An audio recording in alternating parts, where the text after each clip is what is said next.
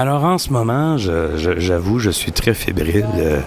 Je trouve qu'en ce moment, je suis comme si j'étais avec le Grant Morrison. Je veux dire, je vais enfin avoir la chance d'avoir en entrevue Réal Godbout qui a dessiné Red Ketchup, Michel Risque, qui récemment a fait l'Amérique ou le disparu de Kafka en bande dessinée, qui a travaillé chez Écro, qui a travaillé sur Capitaine Québec et qui pour moi est comme une grande icône du Québec.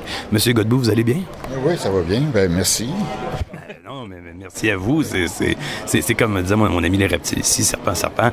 J'ai suivi toutes vos aventures, toutes vos bandes dessinées depuis que je suis tout petit. La première fois que j'ai lu du Red Ketchup, comme j'ai mentionné Iris, j'étais peut-être trop jeune. C'était Mourir à Dallas, la scène où le sénateur s'en va dans un bordel. Oui, ben je me souviens de cette scène-là. Ben oui, c'était assez... il y avait des choses un peu olé à l'époque qu'on ferait peut-être plus aujourd'hui, mais en même temps qu'on assume. Là, je veux dire, j'ai pas de regrets. Moi, des choses pires que ça. Ben, moi, j'étais habitué à lire du Tintin, du Gaston Lagaffe. Et là, tomber sur un roux, j'étais comme, il y a une bande dessinée avec un roux qui sniffe de la cocaïne, qui prend des pilules et qui va dans Quel modèle? Oui. Pour des roues. Ouais, voilà. Ouais, c'est le modèle roux par excellence. Donc, vous avez fait de la BD. Pouvez-vous nous parler un peu de vous? Parce que c'est pour les auditeurs qui ne savent pas exactement c'est qui Réal Godbout. Vous avez commencé à faire de la bande dessinée à l'UQAM, si je me souviens bien, c'est ça? À l'UQAM? C'est à l'UQAM, je me souviens. J'enseigne à l'université, mais j'ai jamais étudié à l'université. Non, j'ai commencé, dans le fond, dans les années 70. C'est dans des réseaux, dans le fond, assez underground, c'est assez marginal, publié de façon sporadique, fait des expériences, des publications qui étaient plus ou moins qui se voulaient des magazines, mais qui étaient plus ou moins des fanzines.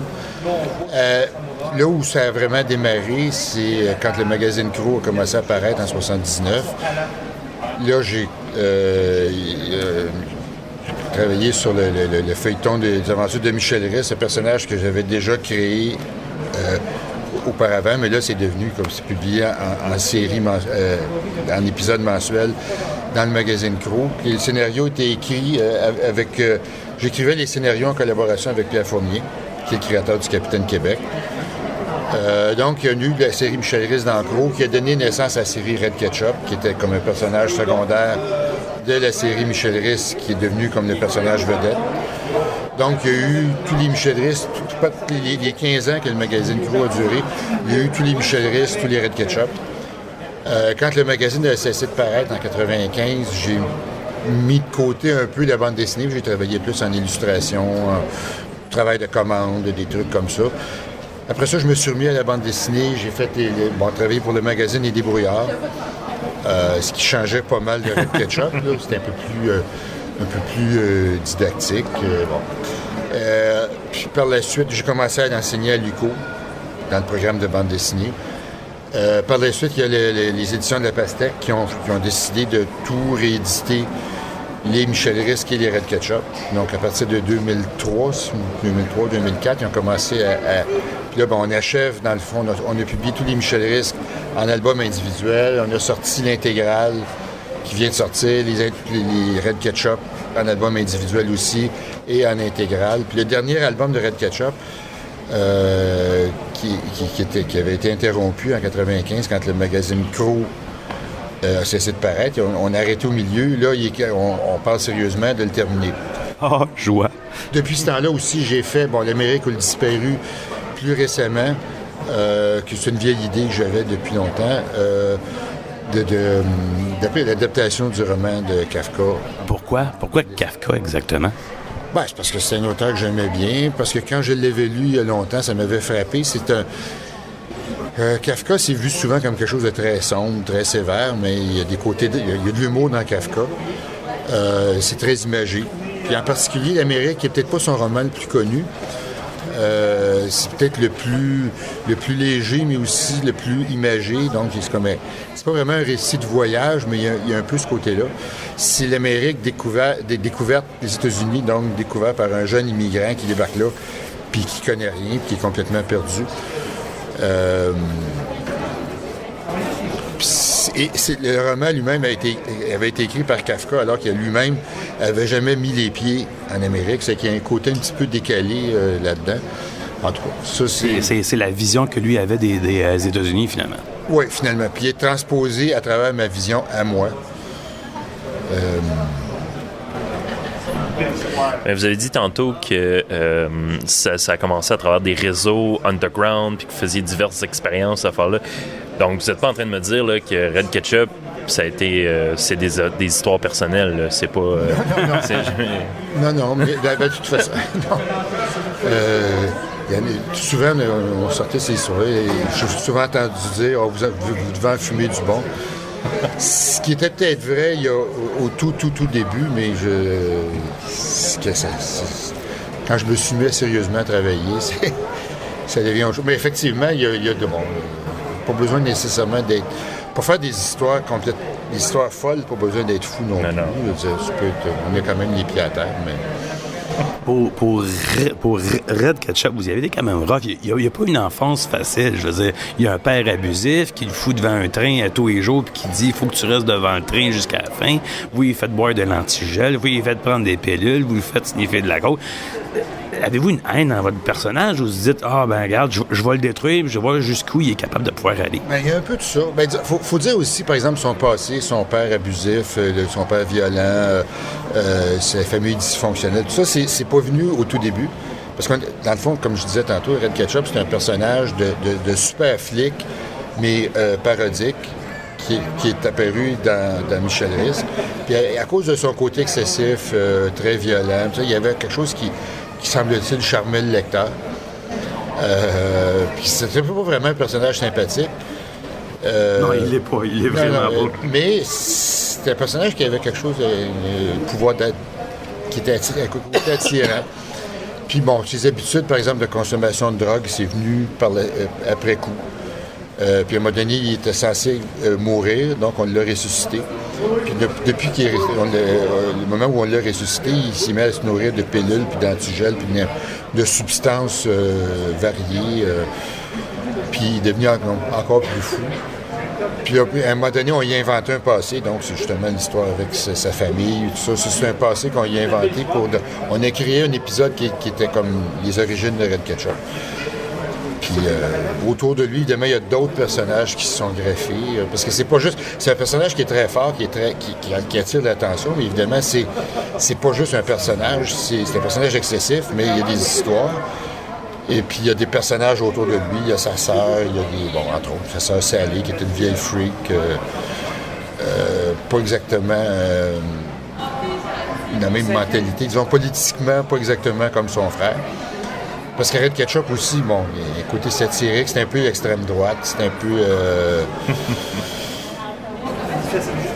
c'est le policier, c'est le super policier, le pouvoir de la police, mais en même temps avec un côté un peu anarchique. C'est le policier qui est, comme on dit en anglais, un loose cannon, qui règle les choses à sa façon. Puis c'est pas nécessairement... il y a des images de violence là-dedans, mais qu'on n'appuie pas nécessairement comme auteur, là, mais c'est le côté satirique, ironique, critique. Des fois, on a de la misère avec ça parce qu'il y a des gens qui le prennent au premier degré. Mais quand on lit les histoires, on voit un peu l'intention qu'il y a derrière ça. Si je comprends bien, là, si je comprends bien ce que vous nous dites, c'est qu'on dirait que les personnages, ils s'écrivent un peu d'eux-mêmes. Est-ce que vous comprenez ce que je veux dire? Est-ce que c'est important dans votre processus créatif qu'on fait un personnage puis on le laisse aller puis on regarde où est-ce qu'il s'en va au lieu de... Ouais. Dans le cas de Michel Risque et de Red Ketchup, c'était pas mal ça. C'était le fait. Surtout dans Michel Risque, c'était complètement débridé. L'histoire était quasiment improvisée à mesure. Donc, on écrivait un épisode à chaque mois puis il pouvait arriver n'importe quoi. C'est qu'on avait toutes les idées qui pouvaient sortir. Au lieu de dire on va garder ça pour plus tard, on mettait ça sur papier puis tout arrivait. Puis c'est pour ça que l'histoire de l'action déboule très vite. Puis c'est un côté complètement débridé. Déjà, Red Ketchup, ça ressemble un peu plus à des histoires d'albums classiques, des albums complets, un peu plus planifiés. Mais il y avait quand même ce côté-là d'écrire un épisode de 4 pages à la fois. C'est un peu notre façon de fonctionner aussi. Bon, comme vous dites, vous avez commencé dans les années 60, 70, c'est bien ça? 70. Maintenant, vous êtes rendu prof à l'UQO en bande dessinée. C'est quoi votre perception de la bande dessinée québécoise? Parce que, justement, quand j'ai lu, c'est l'intégrale de Crow, sur lequel Jean-Michel Leduc a travaillé, comme il disait, Crow a permis à des auteurs de se faire connaître, permis à la bande dessinée d'obtenir des lettres de noblesse. Et maintenant, on a un programme en bande dessinée du Québec. Comment vous voyez la bande dessinée en général, mais la bande dessinée québécoise? Est-ce qu'elle a évolué? Ah, bien, certainement. Quand j'ai commencé, donc, dans les années 60, ils ont appelé ça, après coup, le printemps de la bande dessinée, parce qu'il y a eu plusieurs jeunes auteurs qui ont émergé à ce moment-là. Mais au début, c'était tout petit, c'était très, très marginal. Il y avait une tradition avant nous, mais on ne la connaissait pas nécessairement. Ce qu'on cherchait à faire à l'époque, c'était des magazines. Puis, entre autres, il y a le magazine Crow qui a marché, il y en a quelques autres aussi.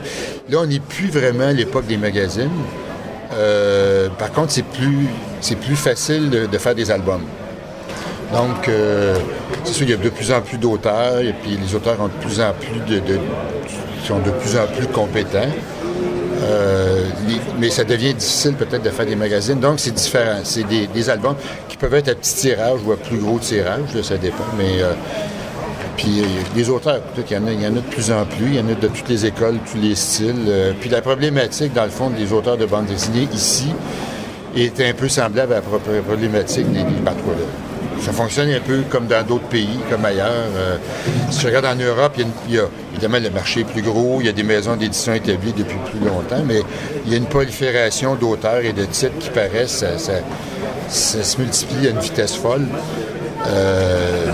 Puis encore là, il y a moins les magazines classiques comme Tintin, Spirou, ça marche encore, là, mais Tintin, Pilote, etc., ça a tout disparu. Fait que c'est un peu le même cas aussi. On publie en album. Puis c'est très diversifié. Il y a plusieurs écoles qui parlent. Donc, c'est faire un portrait unique de la bande dessinée québécoise, ça serait difficile parce qu'il y a plusieurs tendances. Est-ce que... comment je pourrais dire ça? Est-ce que vous trouvez qu'enfin, la bande dessinée québécoise est là pour rester? Parce que, comme je disais, il y a eu des hauts, il y a eu des bas, il y a eu Crow. À un moment donné, on en parlait. C'est comme si au Québec, on voyait la bande dessinée comme c'est un truc pour enfants. On n'est pas capable de faire de quoi de sérieux avec ça. Bien, je pense que d'une année à l'autre, c'est pris un peu plus au sérieux. Entre autres, le lectorat augmente, je pense. Mais aussi la visibilité dans les médias, je pense que ça a beaucoup changé. Si on sort un album, normalement, ils vont parler d'un journaux. C'est sûr que là, j'étais un peu privilégié parce que, comme je suis connu depuis longtemps, ça aide, là, mais bon. Mais c'est un fait que quand même, il y a plus de couverture médiatique. Donc, le public est un peu plus au courant. Mais il n'y a jamais rien d'acquis non plus. Là, je veux dire, mais dans l'avenir, je ne peux pas savoir comment ça va être dans 20 ans. Il y a les questions qu'on se pose, par exemple, est-ce que le webcomic va prendre toute la place ou le livre a encore sa place? Moi, j'ai l'impression que les magazines, les périodiques, ils vont en avoir de moins en moins. Mais le livre a encore sa place. Puis, entre autres, la bande dessinée peut paraître en format de webcomic, mais je pense qu'il y a un certain genre de bande dessinée qui peut paraître uniquement en imprimé. Parce que dans le fond, c'est ça, on peut faire de la bande dessinée pour Internet, mais c'est un format différent. Les formes, le style est différent aussi parce que c'est destiné à être vu c'est un autre médium. Donc les livres, j'ai l'impression qu'ils devraient continuer à en avoir. Et absolument, vos étudiants, quand ils arrivent dans votre classe, est-ce qu'ils savent qui vous êtes? Est-ce qu'ils savent c'est votre parcours? Ils font, mon prof s'appelle Godbout, puis c'est tout. J'ai pas fait de sondage. J'ai l'impression, c'est difficile à dire, mais j'ai l'impression que la plupart le savent, d'où je viens. Puis ils connaissent un peu mon parcours, j'imagine, mais il faudrait... Je me présente toujours au premier cours. Bon, je m'appelle Réal Godbout, je suis auteur de bande dessinée. Mais je pense que la plupart ont déjà vu quelque part ce nom-là. Mais... J'ai une question qui me brûle les lèvres parce qu'on a un inside. On a un co-animateur qui aime beaucoup, Captain Canuck. Puis moi, je disais, non, le meilleur, c'est Capitaine Québec. Et mon ami ici arrêtait pas de me dire, ouais, mais quand il va être là, Réal Godbout, fais-y signer un Capitaine Québec. J'ai dit, c'est parce que tu comprends pas, il n'existe plus de Capitaine Québec. Il n'y a pas de. J'ai regardé sur eBay, j'ai cherché partout parce que je collectionne beaucoup les éditions Héritage, Brisebois et compagnie, tout ça. Et mais j'ai dit, mais Capitaine Québec, une fois, je pense, j'ai connu Capitaine Québec quand j'ai lu du Gaston Lagaffe, parce que Gaston Lagaffe, il accrochait un poster de Capitaine Québec. Il y a eu un comic du Capitaine Québec. Moi, c'est vraiment Pierre Fournier, l'auteur. Là, j'ai collaboré de loin, j'ai peut-être échangé quelques idées, fait des suggestions comme ça, mais c'est vraiment l'œuvre de Pierre Fournier. Ça a apparu dans les années 70. Ça a apparu dans les années 70. C'est un comic qui a eu beaucoup de succès, mais il y a eu seulement un numéro. Par la suite, dans le magazine Titanic, c'est un cas un peu particulier aussi. Donc, un personnage aussi connu, mais qui a eu juste une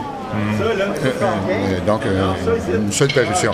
Par la suite, le personnage a été repris, mais en fait, c'est comme la deuxième génération du Capitaine Québec. Oui, c'était comme une femme, hein? Titanic, c'était une fille qui était comme l'héritière du Capitaine Québec. Il y a eu quelques épisodes dans le magazine Titanic. Titanic, c'était le magazine qui était le petit frère de Crow, qui était vraiment spécialisé en bande dessinée. Donc, dans les années 80, il y a eu quelques épisodes. Mais la production du Capitaine Québec, ça se limite à ça. Sauf qu'il y a une légende autour du personnage. C'est que les comics, il en existe encore, là, je veux dire, mais j'imagine que ça doit être rendu assez difficile à trouver. Sinon, c'est des raretés. Là. J'en ai quelques exemplaires chez moi, mais... Ah ouais? Je même pas tout... En tout cas, j'en dois en avoir quelques-uns. Mais puis effectivement, Franquin, qui avait rencontré Pierre Fournier, il a fait ce petit cadeau-là. Donc, dans une page de Gaston Lagaffe, on voit Gaston qui affiche sur un mur le calendrier du Capitaine Québec qui avait été produit donc en 73, je pense. Qui était le calendrier 73 avec un gros Capitaine Québec.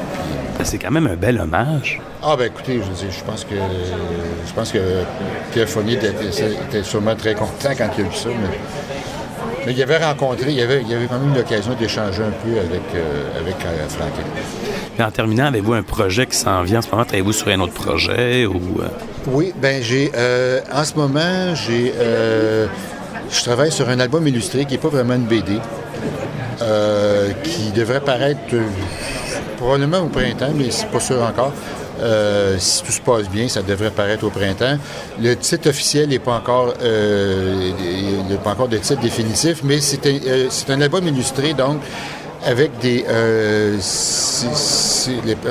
c'est des dinosaures anthropomorphiques. Donc, c'est comme du fun animal, qui portent des costumes, qui vivent dans des villes, puis qui ont des maisons. Ça se passe comme... C'est des dinosaures, donc de l'époque du Crétacé, mais qui vivent dans des villes un peu à la mode 1900. Okay. Puis c'est une petite fille, une jeune dinosaure, c'est comme des extraits de son journal. Puis c'est des grandes illustrations, couleurs. Puis les textes, je fais la moitié des textes, l'autre moitié, c'est pas Pierre Fournier, c'est ma fille. OK. Donc, c'est un travail père-fille, là. Un travail père-fille, exactement. Puis ça, c'est mon prochain projet. Puis l'autre projet sur lequel je devrais travailler tout de suite après ça, c'est terminer le 9e album avec Pierre Fournier, le 9e album de la série Red Ketchup qui avait été interrompu dans Crow, puis qui avait été interrompu au milieu. Puis depuis des années, on dit on va le faire. Là, on est rendu là. C'est le Saint Graal. C'est un petit peu, ouais. Mais ça fait longtemps qu'on en parle. Mais quand on a commencé à faire les rééditions avec la pastèque, on s'est dit, là, si on fait la série au complet, il restait comme la moitié d'un album à compléter. Est-ce qu'on va faire un 10e après? Ça, je ne sais pas, mais autre question. Mais est-ce que les gens vous en parlent souvent de l'album non terminé? Est-ce que les gens vous posent des questions sur qu'est-ce qui a bien pu se passer? Bien, régulièrement. On me parle souvent de ça, puis on me parle souvent de est-ce qu'il y a des projets de films? Ça, c'est une autre chose aussi. Puis des projets de films, il y a toujours un dans l'air, quelque part, soit de films, de long-métrage ou de séries pour la télévision, de séries en animation. On ne sait pas encore. Ça fait des années aussi qu'on en parle pour Red Ketchup. Ça va être trash, ça sera pas un général, là, ça va être un film 16 ans et plus peut-être. Oui, j'imagine, mais là, ça On va voir qu'est-ce qui va arriver. On avait travaillé il y a quelques années sur un scénario qui était allé quand même assez loin, mais le projet avait été interrompu parce que les réalisateurs étaient morts en cours de route. Mais ça, c'est il y a quelques années. Mais ça va ajouter au mythe. On entend parler de... Peut-être ça porte malheur, je ne sais pas. T'avais le Superman Curse, maintenant t'as le Red Ketchup Curse. Merci beaucoup, M. Godbout. On va vous laisser à vos lecteurs qui vont arriver.